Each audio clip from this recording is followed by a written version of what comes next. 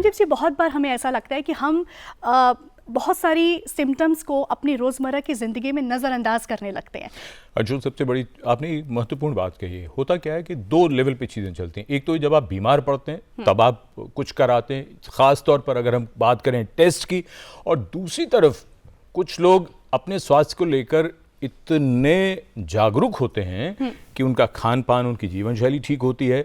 फिर जैसा कि हम सब ने देखा है कि पिछले 10-20 बरस में इतना ज़रूर हुआ है कि बहुत से लोग एनुअल टेस्ट अपने कराते हैं। डायग्नोस्टिक्स की जो भूमिका है वो बहुत महत्वपूर्ण हो चुकी है स्वास्थ्य की दृष्टि से। तो किस तरह से आपको डायग्नोस अपना करवाना चाहिए, कितना ज़रूरी है, इन्हीं पहलुओं पर आज बात करने के लिए हमारे साथ स्टूडियो में मौजूद है। चलिए मिलकर स्वागत कर लेते हैं डॉक्टर हर्ष महाजन जी का। सर, बहुत बहुत स्वागत है। आप देश के जाने माने रेडियोलॉजिस्ट हैं और साथ ही पद्मश्री सम्मानित हैं। सर, बहुत बहुत स्वागत डीडी मॉर्निंग शो में। बहुत बहुत शुक्रिया जी मेरे को यहाँ बुलाने के लिए। डॉक्टर महाजन, आप जैसे व्यक्ति सामने हो तो सबसे पहले मन में जो विचार आता है वो यही आता है कि लोग अपनी जांच करवाने, चाहे वो ब्लड टेस्ट हो, चाहे वो कोई इमेजिंग हो, चाहे एक्सरे हो, एमआरआई हो, कुछ भी, वो खुद तो नहीं जाना चाहता। लेकिन आपकी नज़र में प्रिवेंटिव दृष्टि से, अगर रोकथाम बचाव की दृष्टि से देखें तो कितना ज़रूरी है ये? संजीव जी, हम स्कूल में जब पढ़ते थे, छोटे बच्चे थे, तब भी हमें ये कहा जाता था prevention is better than cure. और ये 16 आने सच बात है कि अगर बीमारी शुरू होने वाली है या किन्हीं जांच के द्वारा हम पता लगा सकते हैं कि साल में, 2 साल में, 10 साल में कोई बीमारी हमें लग सकती है, तो हम उसका जो प्रिकॉशन है वो पहले ही ले सकते हैं। दूसरी बात रही, prevention is also much cheaper than cure. देखिए, हमारा देश अभी विकसित देश बनने जा रहा है, अभी हम उस सीढ़ी पे चढ़ रहे हैं जी। तो अफोर्डेबिलिटी एक बहुत बड़ा इशू है। जब एक बीमारी, गंभीर बीमारी लग जाती है तो उसमें खर्चा भी बहुत आता है, सफरिंग भी बहुत होती है, और उसका इलाज भी, कैंसर की बात करें, हार्ट डिजीज़ की बात करें, तो उसका इलाज भी पूरी तरह से होना उतना मुश्किल होता है। कैंसर अगर हम स्टेज 1 और 2 में पकड़ लें तो उसका हम क्योर कर सकते हैं, उसको हम जड़ से ख़त्म कर सकते हैं। और अगर यही कैंसर स्टेज 3 और 4 में हो तो उसका हम इलाज ही कर सकते हैं, और वो स्ट्रगल रहता है मरीज़ के लिए भी और पूरी फैमिली के लिए। और हम फिर बात करते हैं 1 ईयर सर्वाइवल, 5 ईयर सर्वाइवल। तो अगर प्रिवेंट कर पाएँ, और आज की डेट में तो टेस्ट ऐसे भी हैं जो प्रिडिक्ट करते हैं। जैसे मैंने कहा कि आपको ज़्यादा चांस है कैंसर होने का, या आपको ज़्यादा चांस है मस्तिष्क की बीमारियां होने का, अल्जाइमर्स डिजीज़ होने का, या हार्ट डिजीज़ होने का, तो इसमें कोई दो राय नहीं कि prevention is better than cure. और उसके लिए हमें, अगर हम रेगुलर टेस्ट कराते हैं तो वो लाभदायक ही रहेंगे। जी। डॉक्टर महाजन, आपने बताया कि रेगुलर टेस्ट करवाने चाहिए, लेकिन ऐसे में ये सवाल जहन में आता है कि आपने कैंसर, सर्वाइकल की जैसे बात करी, बड़ी बीमारियों की अगर हम बात करें तो कौन से ऐसे बेसिक टेस्ट हैं जिन्हें रेगुलर बेसिस पे या हर 6 महीने से या साल में 1 बार 2 बार हर एक इंसान को करवाना चाहिए? देखिए, इसमें पहली बात तो ये है हमें देखना कि क्या हम हाई रिस्क कैटेगरी में आते हैं या कि हम सामान्य रिस्क की कैटेगरी में आते हैं। कैंसर की बात करें, और लेडीज़ में ब्रेस्ट कैंसर हमारे देश में बहुत तेज़ी से बढ़ रहा है, तो इसमें अगर फैमिली में कैंसर, ब्रेस्ट कैंसर हुआ है, किसी की माँ को, बहन को, मासी को कैंसर हुआ है, तो वो जो लेडी हैं उनका रिस्क बढ़ जाता है। तो ऐसे में एक 40 साल की उम्र से हमें सालाना एक्सरे मैमोग्राफी कराने की गाइडलाइन है। और जिनका और भी अधिक रहता है उनको कहते हैं 30 साल से शुरू करिए। आप देखिए, ये एक दुर्भाग्य है हमारे देश का कि जो भी बीमारी है वो 10-5 साल पहले हमारे देशवासियों में होती है।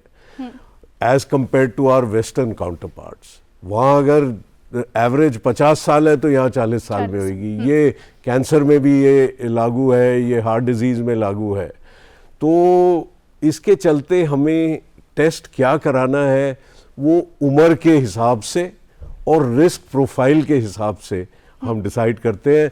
20 साल की उम्र में टेस्ट कुछ कम होंगे, जैसे कि आप ब्लड प्रेशर चेक कराइए, इनफैक्ट वो तो स्कूल में ही चेक होता है जी। फिर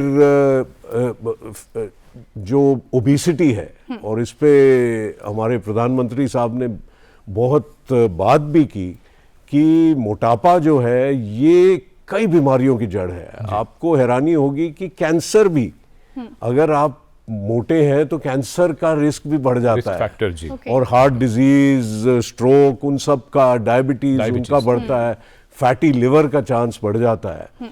सो रिस्क प्रोफाइल एंड एज, 30 साल की उम्र में कुछ टेस्ट होंगे, 50 साल में कुछ और होंगे, 60 साल में कुछ और होंगे।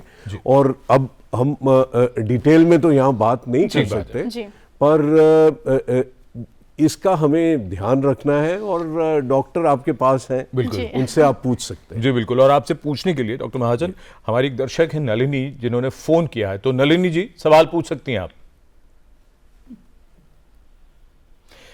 नलिनी जी, अगर आप सुन रही हैं हमें तो सवाल पूछिए। जी, मेरा क्वेश्चन ये है कि लेटेस्ट रिसर्च के हिसाब से जी ये कहते हैं कि HbA1c जो है वो फाइनल आउटकम नहीं है ब्लड शुगर के टेस्ट के लिए। सो हम नॉर्मली ब्लड शुगर के टेस्ट को HbA1c से ही मेजर करते हैं। तो इन डॉक्टर महाजन के हिसाब से हमें कौन सा टेस्ट करना चाहिए जिससे हमें शॉर्ट ब्लड शुगर की टेस्ट का पता चल पाए? एक क्वेश्चन और है मेरा। जी मैम, बोलिए। किसी भी टेस्ट में सपोज लिमिट दी होती है 30 to 100, सपोज नॉर्मल लिमिट, और हम फॉल करते हैं 40 में जी। तो क्या ये एकदम ठीक है या हमें उसको बढ़ाना चाहिए, उस विटामिन को? B12 का ही हो 1%, तो क्या उसको बढ़ाना चाहिए या उस लिमिट में आप रहें तो ठीक रहे? दोनों ही बहुत सवाल अच्छे सवाल हैं जी, जी। दोनों बहुत अच्छे सवाल आपने किए। HbA1c की जहाँ तक बात करें तो ये एक हमें पिछले 3 महीने में हमारा ब्लड शुगर का एवरेज क्या है उसके बारे बताता है, और ये मैं कहूँगा कि ये अच्छा टेस्ट है, ये सिंपल टेस्ट है। Per day to day variation अगर देखनी है, अगर मंथ टू मंथ वेरिएशन देखनी है तो हमें ब्लड शुगर कराना पड़ेगा। और जो डायबिटिक है वो तो कंटिन्यूअस मॉनिटरिंग डिवाइस भी लग जाता है, जिसको कि दिन में, दोपहर में, रात में आपका क्या वेरिएशन रहा वो आपको पता चलता है। आपने क्या खाना खाया, कैसा पदार्थ था, उससे कितना उसमें चेंज आया, जिससे कि आप रेगुलेट कर सकते हैं। यहाँ मैं ये भी कहूँ कि एक ग्लाइसीमिक इंडेक्स होता है हर पदार्थ का, और एक इंसुलिन इंडेक्स होता है हर पदार्थ का।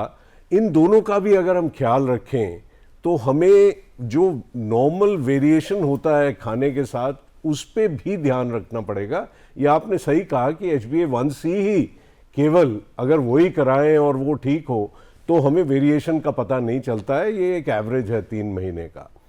दूसरा आपका सवाल था कि एक रेंज होती है नॉर्मल टेस्ट में, आपने कहा 30 से 100 अगर है तो कोशिश यही रहती है कि हमें लोअर लिमिट से ऊपर ही होना चाहिए।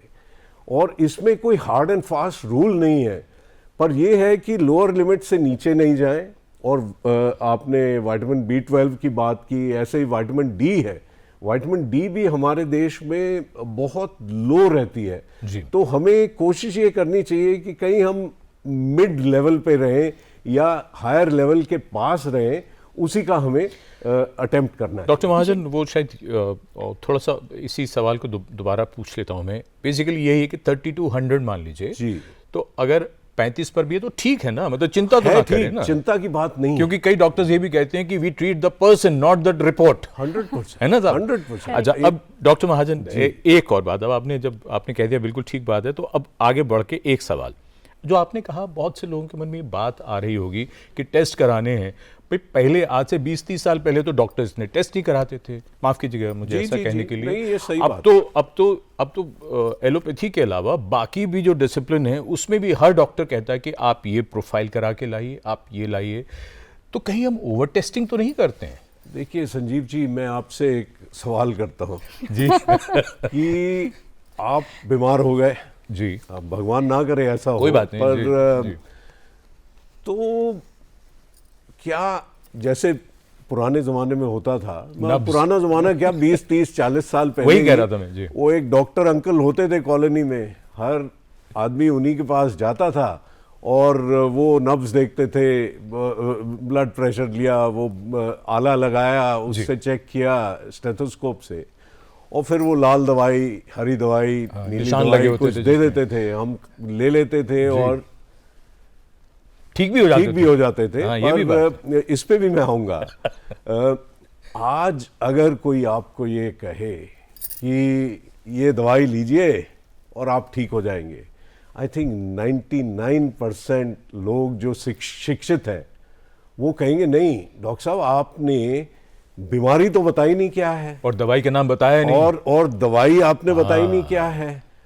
तो वी आर टुडे, मैं अंग्रेजी में कहूँगा, in the era of evidence based medicine. Okay, ना तो डॉक्टर लोग ट्रीट करते हैं बिना एविडेंस के कि बीमारी क्या है, ना ही मरीज को एक्सेप्टेबल है। हिंदी में इसे कहें प्रमाण आधारित चिकित्सा। बिल्कुल सही, है बिल्कुल सही जी। मेरी हिंदी थोड़ी नहीं सर, डॉक्टर अच्छी महाजन, नहीं। आपने जैसे अभी हमने बात करी, B12 आजकल लोग ले रहे हैं और डेफिशिएंसी बहुत हो रही है। अगर यंगस्टर्स की बात करें, बच्चों की बात करें, और बहुत सारे लोगों में ऐसा देखा गया है कि वो विटामिन्स की जो टैबलेट्स है वो खुद से भी ले लेते हैं। कितना सही है और क्या इसके लिए आप कहना चाहेंगे? देखिए, यहाँ मैं ये कहूँगा कि हम विटामिन बहुत खा रहे हैं और जो सप्लीमेंट्स हैं वो बहुत ले रहे हैं, और अगर मैं कहूँ कि ज़रूरत से ज़्यादा ले रहे हैं वो भी गलत नहीं होगा।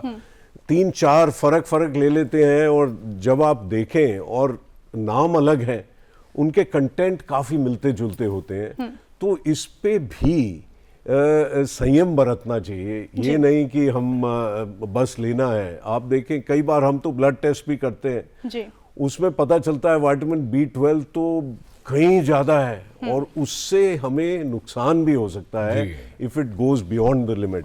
तो इसको रेगुलेटेड तरीके में ही चलना चाहिए। यानी डॉक्टर की सलाह से ही कोई भी दवा, कोई भी सप्लीमेंट, कोई भी विटामिन लेना है डॉक्टर की सलाह से, जब तक वो बताए सिर्फ तब तक। कुमार जैन जी हमारे दर्शक जयपुर से फोन लाइन पर मौजूद। कुमार जी, बहुत स्वागत, क्या जानना चाहते हैं बताइए। Good morning Sanjeev ji, Anshul ji. Good morning. Good morning, good morning. आपका वरिष्ठता और नवीनता का भारतीय विस्तरण सुंदर परिधान में बहुत अच्छा लग रहे हैं। थैंक यू सो मच, बहुत और धन्यवाद। मेरा शुभ प्रभात डॉक्टर महाजन को। मेरा सवाल है जी सर, कि हमारे ये आर्टिफिशियल इंटेलिजेंट का प्री टेस्ट में कितना उसका उपादेयता, यूटिलिटी कितनी है? कुमार जैन जी, ये सवाल हम पूछने वाले थे और आपने क्या सही वक्त पर ये सवाल आपने पूछ लिया है। हमारे चलिए। दर्शक अब हमसे दिल से जुड़ने बहुत, लगे हैं। बहुत। जी, हमारे साथ हैं बिल्कुल। हाँ। बहुत ही आपने अच्छा सवाल पूछा है, और मैं कहूँगा हमारे अपने जो सेंटर्स हैं उनमें भी हम रिसर्च करते रहे हैं पिछले 10 साल से, और रेडियोलॉजी में, इमेजिंग में, X ray, ultrasound, CT scan, MRI, इन सब में प्रयोग हो रहा है आर्टिफिशियल इंटेलिजेंस का। 3 तरीके से हो रहा है। एक तो ये है जो स्कैनिंग होती है, जैसे मैं सीटी स्कैन की बात करूं तो उसमें जो रिकंस्ट्रक्शन इमेजेस का हो रहा है वो आर्टिफिशियल इंटेलिजेंस मीडिएटेड हो रहा है, जिससे क्या होता है कि हम अब रेडिएशन डोज जो है एक स्कैन करने के लिए उसको बहुत कम कर सकते हैं। अगर आर्टिफिशियल इंटेलिजेंस इस्तेमाल ना करें तो वो बड़ी ग्रेनी इमेजेस होंगी, उनमें डायग्नोसिस बनाना बड़ा मुश्किल होगा, क्योंकि रेडिएशन बहुत कम दिया गया है, क्वालिटी अच्छी नहीं है। और वही जब आर्टिफिशियल इंटेलिजेंस इस्तेमाल कर लेते हैं तो वो बहुत अच्छी क्वालिटी की बन जाती, डायग्नोस्टिक क्वालिटी की बन जाती है। सो 30-40% रेडिएशन हम कम कर सकते हैं। उसके बाद बात रही कि जो एक स्कैन आ गया उस पे हमने देखी कोई खराबी, अब उसको मेजरमेंट करना है, उसका वॉल्यूम निकालना है, तो वो भी आर्टिफिशियल इंटेलिजेंस द्वारा हो रहा है, बड़ा कंसिस्टेंटली, बड़ा एक्यूरेटली हो रहा है। तीसरी बात रही, मैं रेडियोलॉजिस्ट हूँ, मैं स्कैन देखता हूँ, रिपोर्ट बनाता हूँ, तो वहाँ भी आर्टिफिशियल इंटेलिजेंस के एल्गोरिथम आ रहे हैं और इंडिया में भी बनाए गए हैं, हमने भी बनाए हैं, और भी स्टार्टअप्स हैं जो बना रहे हैं, जिससे कि वो बीमारी को पहचान लेते हैं, उसको आउटलाइन कर देते हैं Okay. और मेरे को एज अ रेडियोलॉजिस्ट असिस्ट करते हैं कि ये सब बीमारियां हैं, अब आप कंक्लूजन तो बताइए। एआई का, नई टेक्नोलॉजी का बहुत इस्तेमाल हो रहा है। आगे चल जी। के ये भी होने वाला है जी कि ये जो टेक्नोलॉजी है ये डायग्नोसिस भी देगी, डायग्नोसिस भी बनाएगी, जो काम मैं आज करता हूँ। ओके। तो इससे अगर मैं कहूँ कि ये एक एवरेज डॉक्टर को बढ़िया बना देती है और बढ़िया डॉक्टर को बहुत ही बढ़िया बना देती है, तो आर्टिफिशियल इंटेलिजेंस अभी शुरू हुआ है, आगे चल के अगले 3 से 5 साल में इसका इस्तेमाल हेल्थ केयर में बहुत होने वाला है। जी। और अभी भी हो ही Accuracy रहा है, बढ़ने जैसा कि वाली है। आपने अभी भी बताया। हो रहा है। एक हमारे डॉक्टर दर्शक- महाजन, एक और हमारे साथ कॉलर जुड़े हैं। जी, संतनाथ जी हैं। जी, स्वागत है आपका, अपना सवाल पूछें।